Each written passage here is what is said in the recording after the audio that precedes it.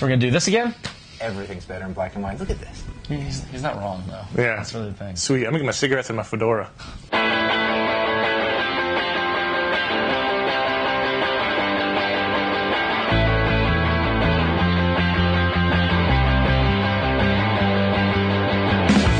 Hello, welcome to iFanboy, the comic book discussion show. My name is Chronicled Patrick, and that is, in the glasses, I'm not looking, but I'm pointing, Josh Flanagan. Wow, that's a dramatic glass pull. Yeah, it's the main benefit. And I'm Ron Richards. And improved eyesight. This week we're taking a look at a couple books that are in our libraries, and the theme is black and white books. High That was contrast. The only rule. You know, last time we did a Vault show, we wanted to make a graphic. Still no graphic. No graphic, never will. But anyway, so It sounds like animation. That's hard. the only rule we said was that it had to be black and white, and it couldn't be The Walking Dead.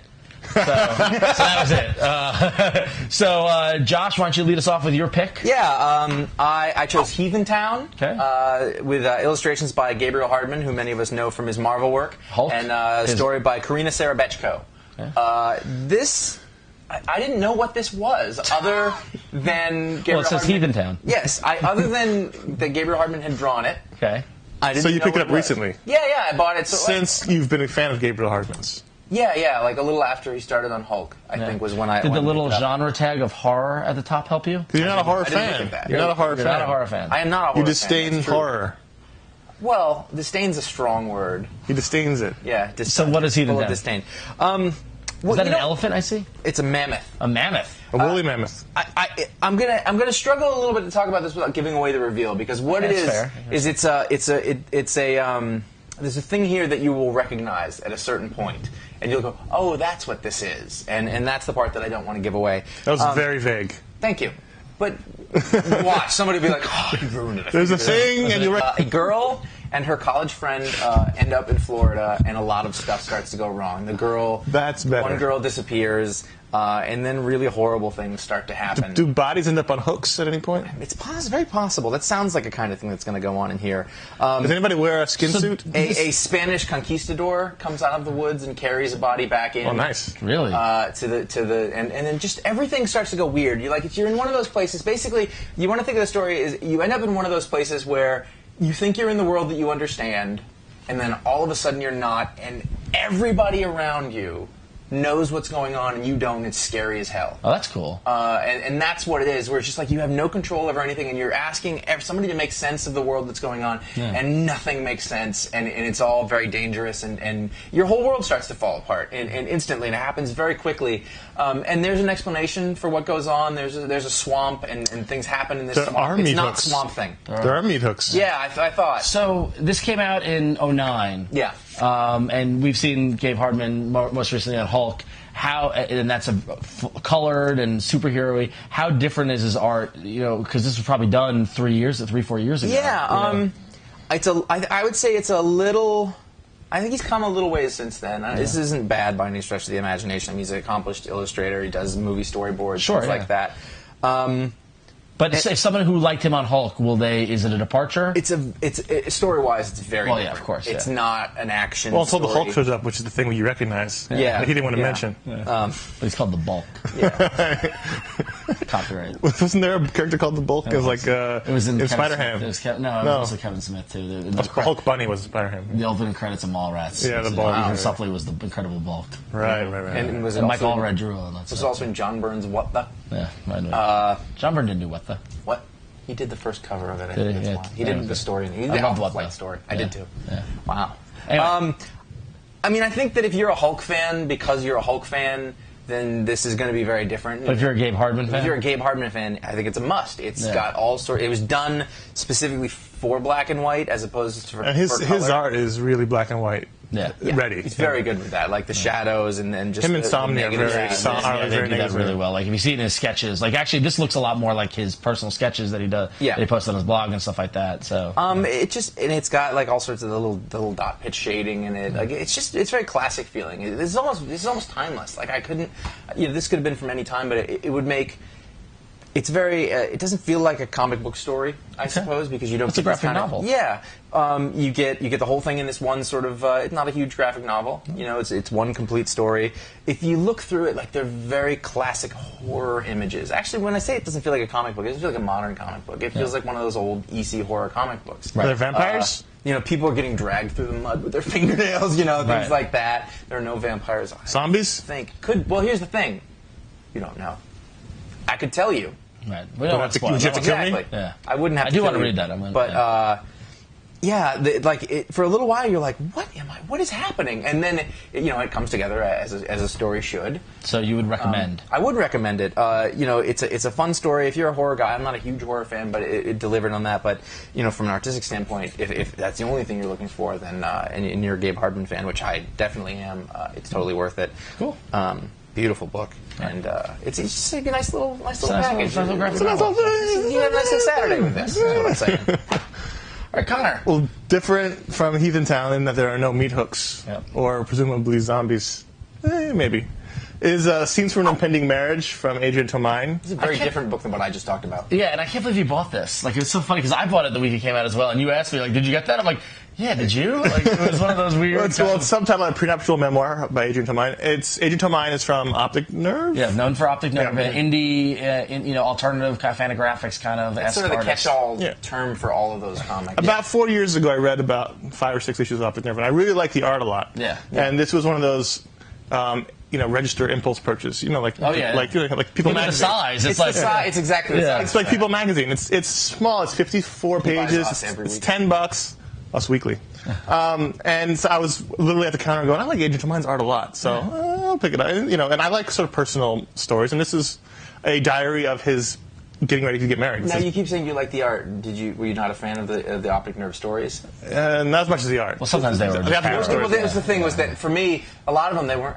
Socially awkward. I hesitate to call them stories because they were just snippets. Well, the thing is that Optic Nerve is very much taken from his life, in the same way that this is. Hey, take a look at that. The art is also it's his style, but it's also a little more cartoony. Oh, it's way more cartoony. Yeah. I mean, like this was totally. I mean, from what I understand, this was something that he just did because he's a cartoonist and this is what he does. Yeah. And then didn't they turn it? It was a favor. Well, if you believe the story of the book, which I guess you assume you will, is that he's been chronicling his time leading up to the marriage. Yeah. And then at the end of the book, it turns out this is his party favor for the guests. Which I believe because he's a cartoonist. Yeah, I totally makes believe it. sense. He's watching The Wire here. Yes. Yeah. And the thing is, like, it's little vignettes. It's cartoon. As Ron said, he's a cartoonist. It's little scenes from Impending Marriage. And what's great is that because he's one of those indie kind of cartoonists, he has definitely a unique perspective on life, especially if you read Optic Nerve. Yeah. And so some of the tropes and the things that go with marriage, they're questioning, what are we going to do this? Are we going to do that? And I laughed a couple, being involved in a couple of marriages and weddings and things like that, planning, it's very relatable. And the thing is, it's not breaking new ground. They're talking about, invitations. They're talking about flowers. They're talking about venues. But it's very personal, and it's also very funny. But anytime you bring a person's personal perspective to that, as long as they have something to say, then it doesn't matter if it's familiar ground. Yeah. I think the thing that I didn't like about Optic Nerve was that it made me feel bad. Like at the end of it, I was like, I just want to claw my eyes out. But this doesn't feel like this is optimistic. Looking at it. And a lot you can tell they're in love. You can see that. And a lot of the strips are segmented by these little family circus-esque one-panel ones, and the art's much more cartoony. Those which panels are very funny. After I read this, I was like, this is a great engagement gift. Yes. Perfect engagement gift. Yeah, it really is. Even not for anybody into comics. No. Because that's going to go by the back of a toilet. Yeah. And just stay there. It's a small size. It even does 9-panel grids and small size. So it's a different kind of book. I read it on the bus. Yeah. I mean, it's a fast read, but totally worth it. I didn't feel ripped off. It was $10, but it's 50 pages, and it was. It made me laugh, but it also made me want to kill myself. But that might be more about me than that. If you're into this kind of thing, if you know people getting married, as Ron said, it's a good gift. If you got married and you want sort of relive that time, it's very personal and very funny and very heartfult. I really enjoyed it. Why doesn't anyone love it? No. And I love the artness. I think he's a really good cartoonist. When he's having fun, you could see like if you've read Optic Nerve and you were depressed because of the social situations that he put, this is a good. And what's also funny is like they talk about their friends, the names are scratched out. So like if it was a gift, people don't know who they were. Like, that motherfucker's. But his friend's like, I bought you the bowl. Well, they're doing like the guest list. Like we can't sit these two people together, but the names are crossed out. It's very funny. It's a funny book. book. It's a heartfelt book. It's really good. Yeah. I enjoyed it. There's not enough comics like this, or at least that are this good. There are a lot of comics like this, but not this good. That to me feels like you said it, but it feels like a real crossover comic. Oh, yeah, totally. It's a book that you can give to people who don't read comics. I assume the size and the whhole marketing sort of for a reason. of it. Yeah. And according to my comic store guy, it's a hipster Brooklyn comic store. Right. It sold very well. I'm sure. Yeah. But I bet that should be on tables at Urban Outfitters across the country. Yeah, or Bed Bath & Beyond. Yeah. I mean, seriously. I mean, I could see it going either. I mean, it's a little market for that. Yeah, sure. Okay, so my turn. So I was in London recently on vacation, and I was I stopped at a couple of comic book stores, and I wasn't planning on buying anything because I hate buying books on trips. Yeah. You gotta slug them with you. Customs. What was the name of that store? Not Forbidden Planet, the other one. Gosh, that's a good store. Well, I went to Gosh, Orbital, and Forbidden Planet. And what happened was that I actually saw this book in all of them, and then finally when I got to Forbidden Planet, I picked it up because it was signed. But so I saw this book on the shelf, and it caught my eye. It's called Babies in Black: The Story of Astrid, Kirchherr, and Stuart Sutcliffe. Ooh. So now, what can I do? If you know who these people are, you immediately know what this book is about. But for those who aren't initiated, Stuart Sutcliffe was the first bassist in the Beatles. Yeah. And the Beatles spent some time before they got popular, before the Mop Tops, before I Want to Hold Your Hand. They were a nightly house band in Hamburg, Germany, and spent a lot of time there. And while they were there, Stuart Sutcliffe met a woman, Astrid Kirchherr, fell in love, ended up quitting the band, stayed on to become an artist, and then died tragically. And she was responsible for a lot of the Beatles' look. She was responsible. She was responsible for the haircuts. Yep. Because what happened was that when they got to Hamburg, they were greasers with the pompadours and the leather jackets, and they were totally living the American rock and roll style. And then they met her friend Klaus and Astrid, and Klaus was in love with Astrid. I know the everyone story. was in love with Astrid. Yeah, everyone was. Was John in love with Astrid? And they had the mop top bang kind of haircuts, the mod haircuts. And through hanging out with them, eventually Stu got the haircut, then George got the haircut, and then by the time they went back to England, they brought back this mod, kind of modernist art Dada kind of look to England. Also, Astrid was a photographer, and she took a lot of very iconic early pictures of the Beatles. Those pictures of them on the on the train. They're in the industrial area. Yeah, exactly. Yeah, like a fairground. Yeah. So Astrid was very much involved in the Beatles' kind of early kind of look. So what the story does is it's done by Arne Belstorff, who is a German artist and illustrator and storyteller. In English? It is in English. It is in English. Is it translated? Yeah, I don't know if this originally came out in German or not. Similar to the Johnny Cash book we talked about a while ago. The translation is rough on that. It's very simple. And what this is this book, if you look at the art, the cartooning is very simple. The art is great. I love it, but it's very minimal lines, very cartoony. And what it is it doesn't capture the actual, of course it captures the actual events, but it doesn't capture the actual details. Mm-hmm. Like, it assumes you know a lot of what's happening. So what happens is that the scenes, they'll just be like, oh, did Stuart pass out last night? They don't show you when Stuart passed out, but it's them reacting to stuff, and it's very experiential and feeling based, if that makes sense. Who published it? Is this available in the United States? I don't know. It was published by Self-Made Hero, which is a UK publisher. Okay. I did check Amazon, and Amazon had a listing for it. It was out of stock, but I believe it's been imported in. Okay. It hasn't. I don't think it's been published by a US publisher yet, or if it will be at all. But Self-Made Hero. Teasing the viewers. Yeah, but Self-Made Hero, you can go to selfmadehero.com and order. Well, if you're in England, if you're in England, you can get it too. But this was great. Being a Beatle fan and especially I love this period and that history of them. This captured the romance of Stu and Astrid, and captured the Beatles being in Germany, and it was just I read it so quickly. It just flew right by, and it's a thick book. It's big. I kind of want to read it right now. Yeah, it was £15, so it's like $20, $21, $22. Monopoly money, I don't know. Yeah, exactly. But this is very much, and what was great is that it was very much influenced by the art, because Stuart Sutcliffe was an artist, Astrid was an artist, so this is very art school, art wing, kind of, there's these kind of like, well, not really graphic design, but just in terms of like, there are these, like Astrid keeps having a dream, and they're in the woods, like that sort of thing, No, I don't want to read it. No, it's you would really. I mean, both of you would really like it, given what it is. And it's got John's an asshole, and They got that part right. Yeah, they totally did. Pete's not in it. People know that. Pete's barely not in it. Yeah, so I feel like it's 50 years later, and people are still like, John Lennon was an asshole. Yeah, it's not. Yeah. The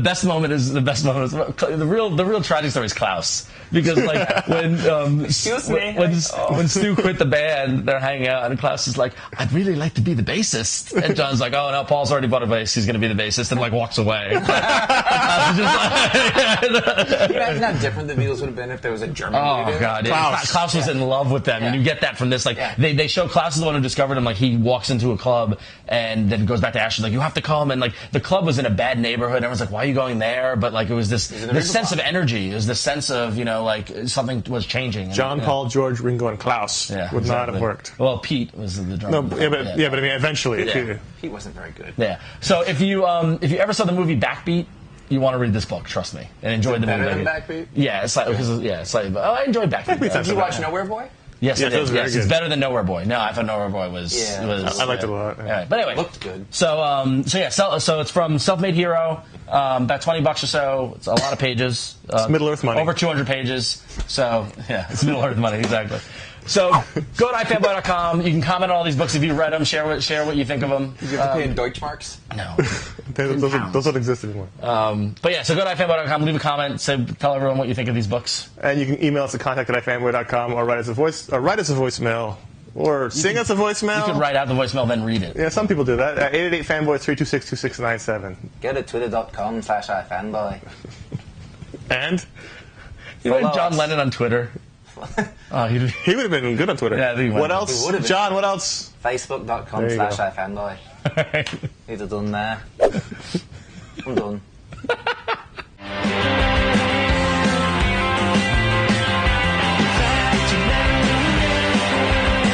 Did you go see? I didn't see it. Even he was like, "That's a good shirt." It was a good shirt. Yeah. I was like, none of the fans are going to get it. You should have worn that for the reboot show. Like the two people that it's from or for, like the British people aren't going to get the Mets. Yeah, people aren't going to know what that is. It's just so perfect. It's so perfect.